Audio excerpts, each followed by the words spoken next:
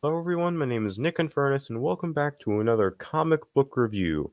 Now, this is one that I'm sure a lot of you, or at least those of you who actually watch my videos, have been waiting for, because this is actually the show that, from what I've noticed, has brought out the worst in the MCU fan community.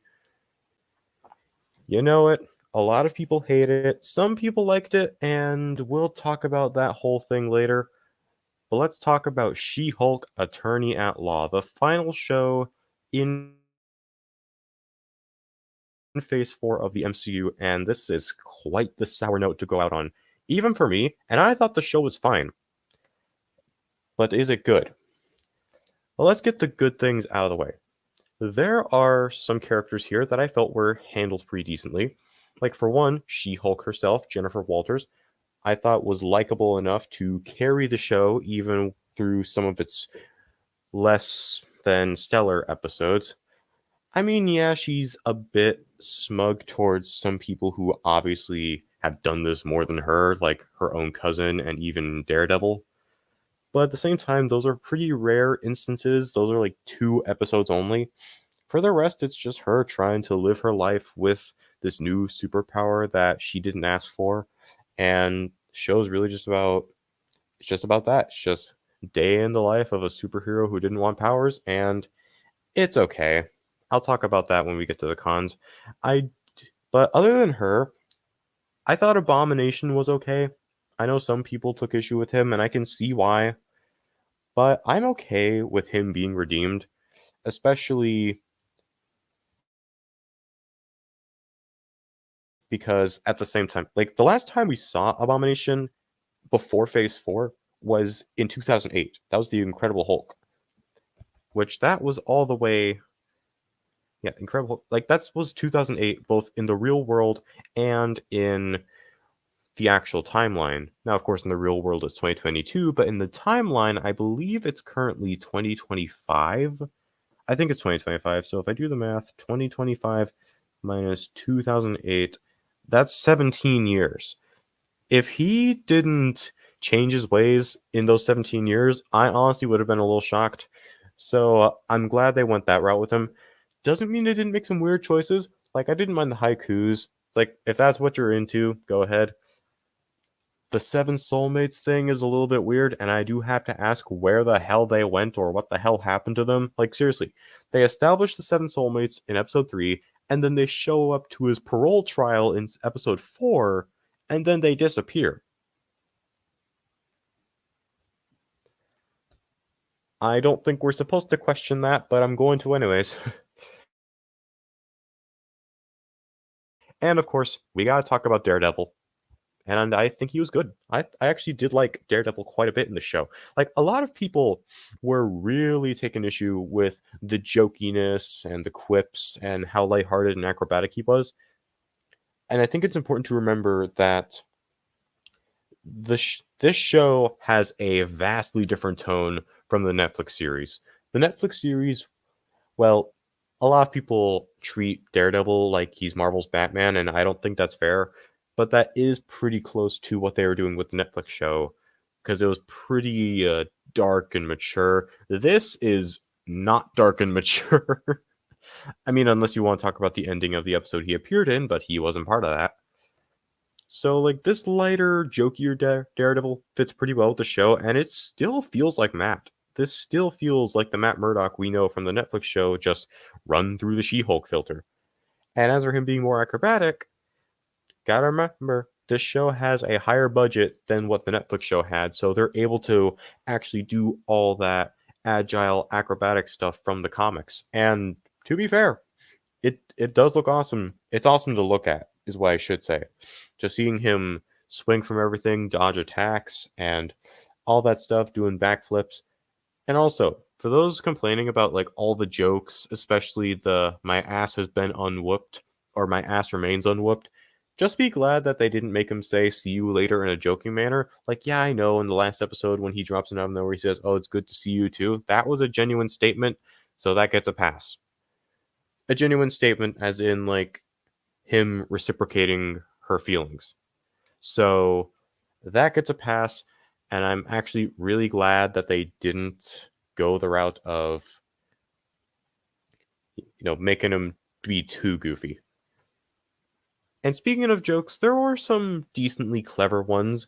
Like, in order, I remember in episode 4, Jen was making a joke about how Wong appearing on the show gives the show Twitter armor for about a week. I doubt that's true. I'm sure Twitter was still the raging dumpster fire that it is about that episode. But I did get a little chuckle out of that because I don't have Twitter. I don't ever plan on getting Twitter, but I am quite familiar with how toxic it is. And in episode 5, I think it was Nikki who was looking up like Titania's products because the latter was suing Jen over the She-Hulk title. She's like, "Oh my god, what is this? Does this have to be that expensive?" It's like, "Of course, Nikki. That's why you're broke and she's rich, or that's why she's rich and you're poor." I mean, I guess by comparison, that's a pretty odd joke, but I don't know. It got a chuckle out of me, and it makes me smile every time I think about it, just because I get it. Some of that stuff is needlessly expensive. And then in the wedding episode, which pissed a lot of people off because they teased Daredevil at the end of episode 5, like, guys, calm down, be patient. uh, Jen's friend told her to chill out with the She-Hulk stuff for a bit. She's like, "Well, I guess I'm just Jen." And then, like, the title card, instead of saying She-Hulk, it says just Jen. It's a little bit hard to explain without seeing it, but that made me laugh a good bit. And then there was just a few decent jokes here and there, just some stuff I don't really remember, but I do remember laughing at stuff. Unfortunately, that's where the positives end. And if you want your show to be good, you're going to have to do more than just a few clever jokes and some well handled characters. And unfortunately, it doesn't do more than that. And it's like my review formats kind of I feel like it's kind of hindered by the amount of notes I put, because I don't put a lot of notes, but that's because these are meant to be short reviews. So, of course, I can't.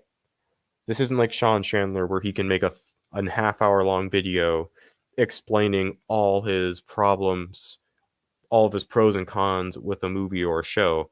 With me, I'm just trying to put out something short that will put my thoughts out there without it being too long and without going into too much detail. This is like the Cliff Notes version of my overall thoughts on the show. And with the Cliff Notes version, of course, some stuff gets left out and there's not a lot of points being made. But believe me, the issues I have with this show are actually, at least in my opinion, big enough to where it does weigh the pros down. And I might as well start with my biggest issue.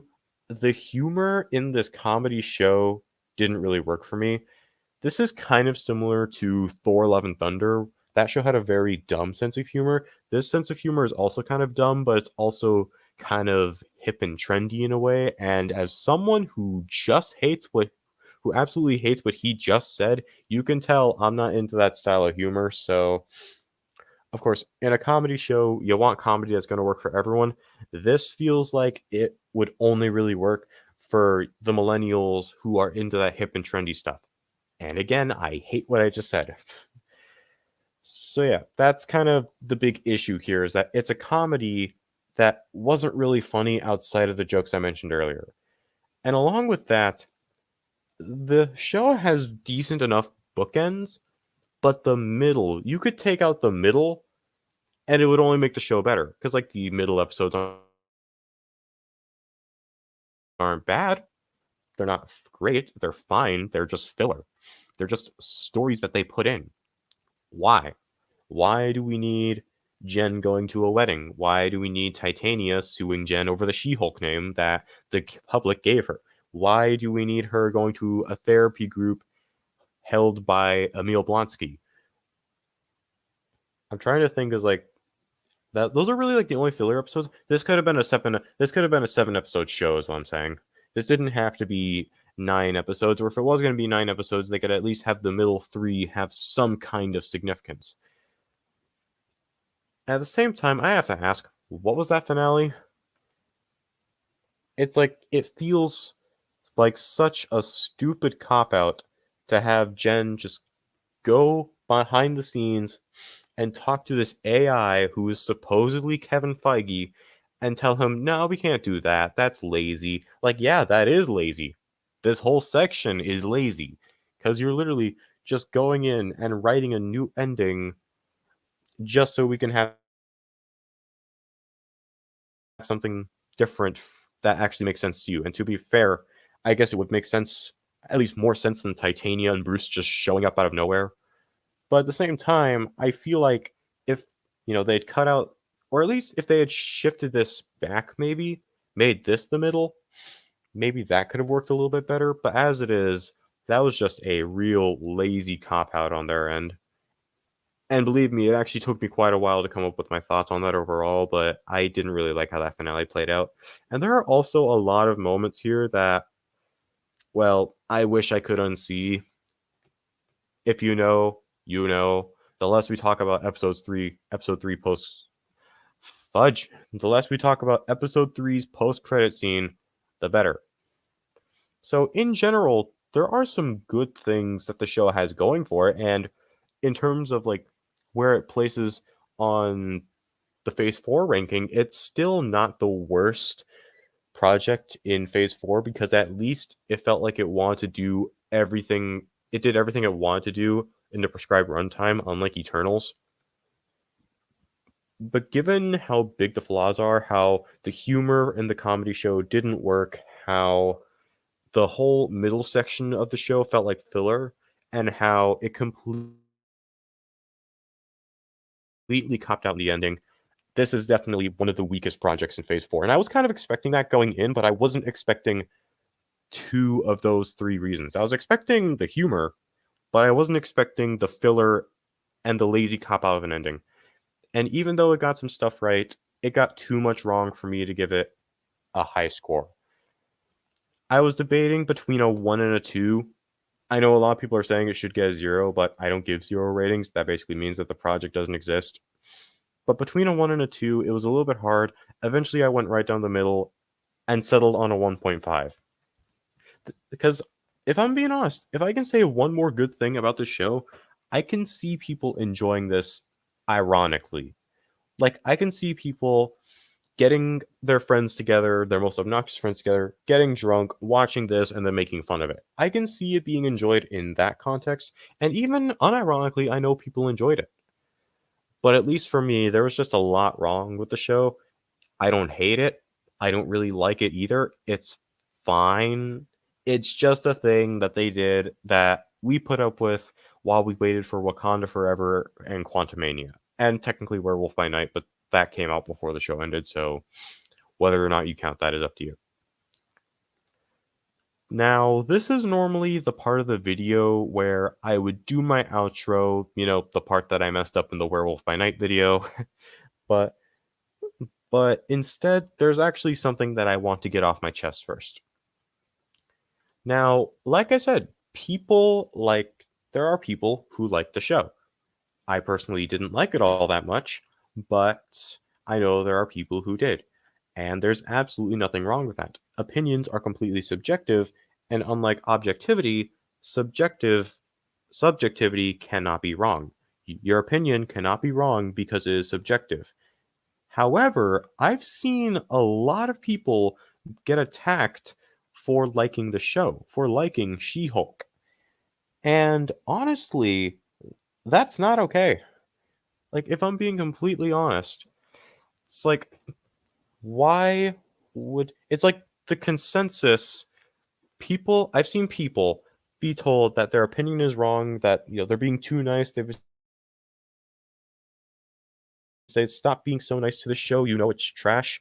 It's like the general consensus of the show is that's the worst thing ever, and if you think otherwise, you're wrong.